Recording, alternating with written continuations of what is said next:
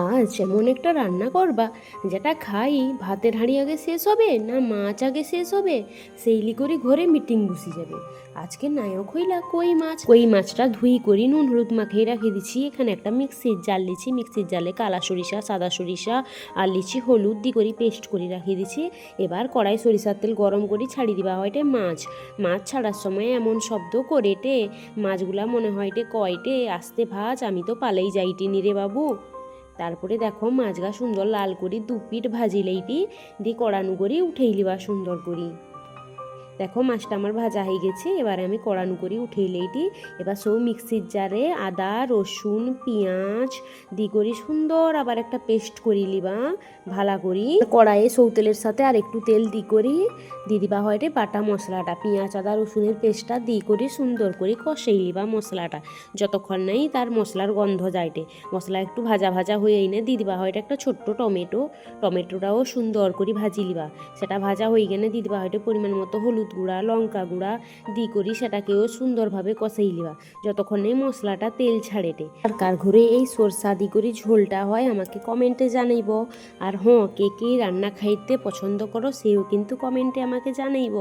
মশলাটা সুন্দর করি দেখো তেল ছাড়িয়েছে, মশলাটা আমার কষানো হয়ে গেছে। আর একটু লাড়ি দি করি দিয়ে দেবা হয়টে বাটি রাখছি যে সরষাটা সেটা দেখো আমি একটা ছাঁকনির সাহায্যে সরষাটা ছাঁকি দেইটি, যেহেতু এটি ঝোল হবে সরিষার সৌজন্য ছাঁকি দেইটি আর কি।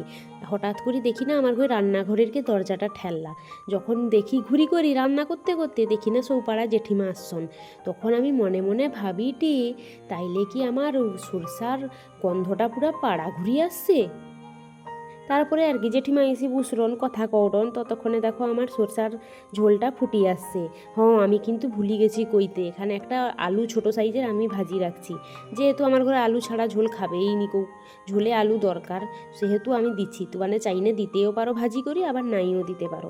দেখো ঝোলটা আমার সুন্দর ফুটি উঠছে, এবারে ভাজি রাখা কই মাছগুলা ছাড়ি দিবা জলে সাঁতার কাটতে, না জলে না ঝোলে, ভুলে কই পেকেছি ঝোলে সাঁতার কাটার জন্য ছাড়ি দিচ্ছি। এখানে পরিমাণ মতো দিবা হয়টে নুন আর দিবা হয়টে চিনি, যেহেতু আমি অল্প পরিমাণে নুন দেইটি কারণ মাছে নুন দেওয়া আছে আলুয়ে নুন দেওয়া আছে সৌজন্য অল্প নুন দেইটি। আর স্বাদ মতো চিনি দি করি দেখো গ্যাসের আঁচটা আমি একবারে কমিয়ে দিছি, দিয়ে সুন্দর 2-3 মিনিট রান্না করতে দিবা। আমার দেখো কই মাছের সর্ষে দিয়ে ঝোল একবারে রান্না কমপ্লিট হয়ে গেছে। এবারে গরম ভাত আর কই মাছের সর্ষে দিয়ে ঝোল যা টেস্ট হবে না দুবার ভাত দিতে হবে। আমার ভিডিও যদি তোমাদের ভালো লাগে লাইক কমেন্ট শেয়ার করবো বন্ধুনাকার সাথে, চ্যানেলটা সাবস্ক্রাইব করবো এরকম মজার মজার রান্না দেখার জন্য। আজকে তাইলে আইসি, সবাই সুস্থ রইব ভালো রইব, টাটা সবাইকে। আর আমার ভিডিও দেখার জন্য অসংখ্য ধন্যবাদ।